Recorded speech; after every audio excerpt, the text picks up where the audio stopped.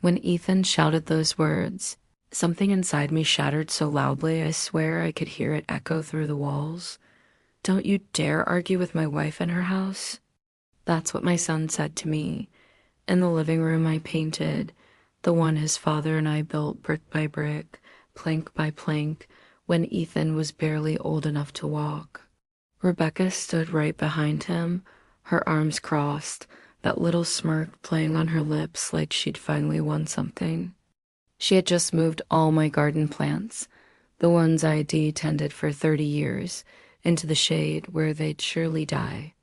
I only asked her gently, "Please don't move my plants again." But somehow that small plea became an offense worthy of war, and now my own son stood before me, defending her, not me. Not the mother who held his feverish head at midnight or sold her wedding ring to pay for his textbooks, but the woman who had been in this home barely 2 years. I remember my hands trembling, not with anger, but with disbelief. He said her house. For a moment, I thought maybe I'd misheard him, but then he turned away, guiding Rebecca by the waist like a knight protecting his queen, while I stood there, feeling like a ghost in the home I built with my life. I didn't cry then. I couldn't. I was too stunned. But something deep inside me whispered, "You won't survive if you let this continue." That was the day everything broke. When Andrew and I first came to this city, all we had was a dream and an old pickup truck that coughed more than it ran.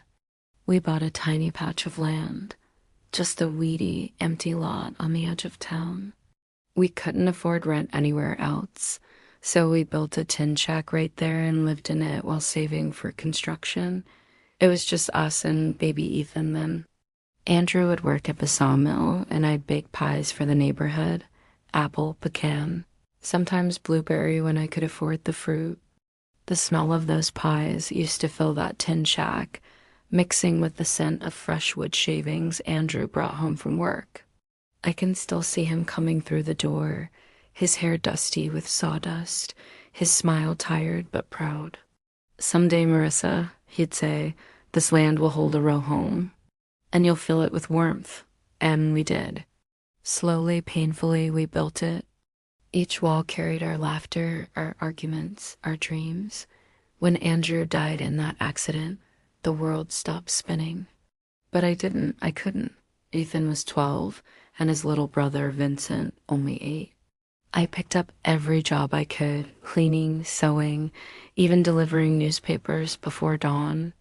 I sold Andrew's tools, then my sewing machine, to pay for Ethan's schooling.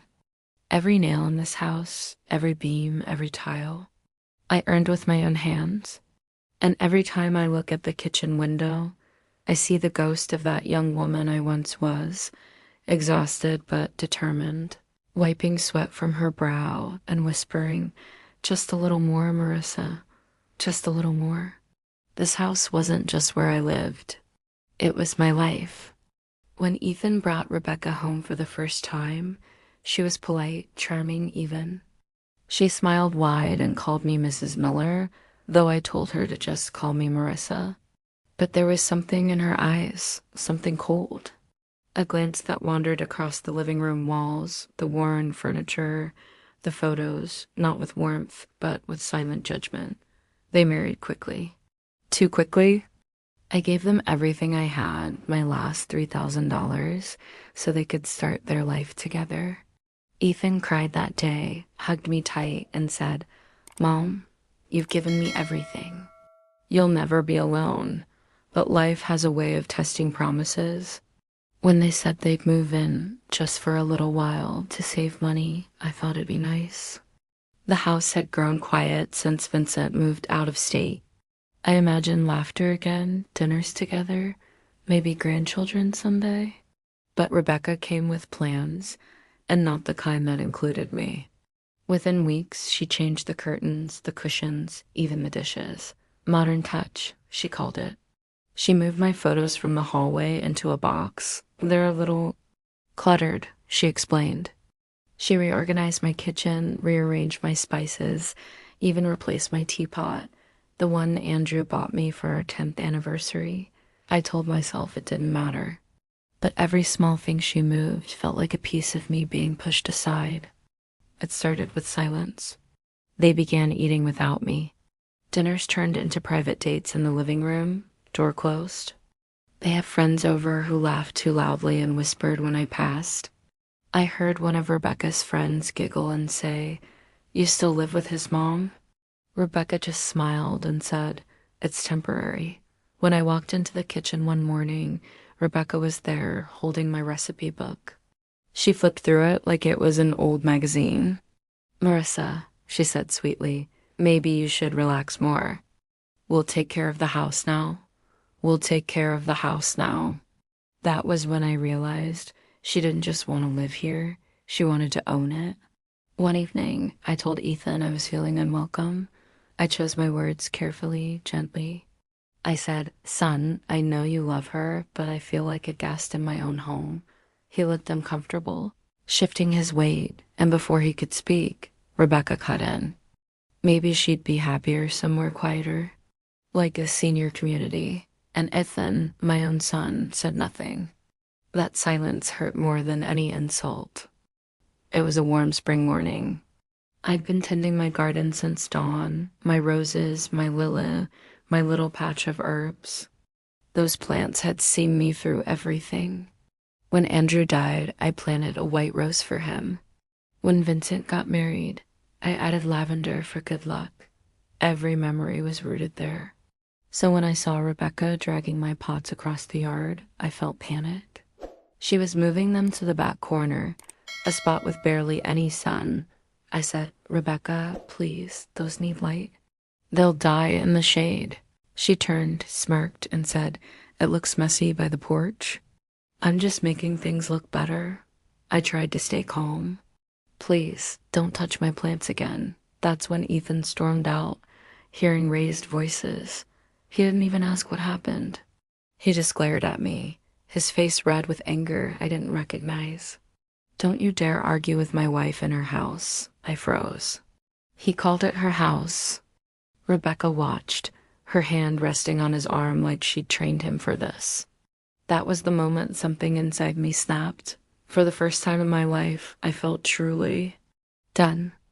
That night, while they were out, I sat in the living room, silent, still, staring at the walls I'd painted with Andrew. Then I stood up, walked to the door, and changed the locks. I didn't cry. My hands were steady. When they came home, around midnight, the knocking started. At first polite, then angry. "Mom, what the hell?" Ethan yelled. "Marissa, open this door right now." Rebecca screamed. I said nothing. Just sat in the dark, listening. Then Ethan's voice broke. "Please, Mom." "Open the door." I said softly through the door, "You're welcome here, Ethan. Always, but not her." "Not until she apologizes." Rebecca shouted curses. Ethan begged, but I didn't move. For the first time in years, I felt something I hadn't felt since Andrew died. Strength. In the morning, I called my younger son, Vincent. He drove over right away. When I told him everything, he looked me in the eyes and said, "You did the right thing, Mom. It's your home. Don't ever let anyone make you feel small in it." That night, I slept peacefully for the first time in years. Days passed. Ethan and Rebecca stayed in a hotel, then another. I knew money was tight for them, but I wouldn't yield. Rebecca sent her sister Susan to talk some sense into me, a manipulative visit full of guilt trips about family unity, but I stood firm. Ethan tried everything, anger, guilt, even threats. "I'll call the police," he shouted once. "You go ahead," I replied calmly. "The deed's in my name." Slowly, the fight drained from his voice. Then one afternoon, a soft knock came. I opened the door, expecting more arguments, but it was Rebecca, alone, her eyes swollen, her voice trembling. "Marissa," she said quietly, "I came to apologize. I didn't trust it at first." But then she cried, really cried. She said she'd been jealous of me, of the bond I had with Ethan. She admitted she felt like she'd never measure up, that she lashed out to feel in control. She said she was sorry, truly sorry, and she didn't want to destroy the family anymore. I listened. Then, for the first time, I saw not an enemy, but a frightened girl. A week later, Ethan and Rebecca came back, together this time. Ethan hugged me before I could even speak. "Mom," he whispered, "I'm sorry for everything I said." "You were right. This is your home."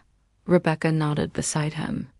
"And I promise to treat it, and you, with the respect you deserve." We sat in the kitchen, all three of us, sunlight streaming through the window. It felt fragile, but real. Like the first bloom after a harsh winter. Months passed. Rebecca kept her word. She asked before changing anything. She invited me to dinner, to watch movies, to laugh again.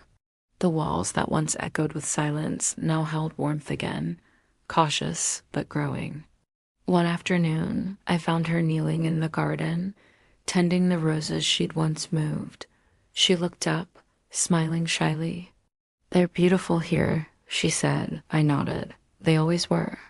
They just needed a little care." As I sit here now, the air smells of jasmine and the house hums with life again. I learned something through all this. Sometimes love isn't about holding on tighter. It's about standing firm, even if it means standing alone for a while. Because respect, once lost, can only return when you have the courage to demand it. And as I watch the sunset from my porch, the same porch Andrew and I built with calloused hands, I finally feel it again, peace.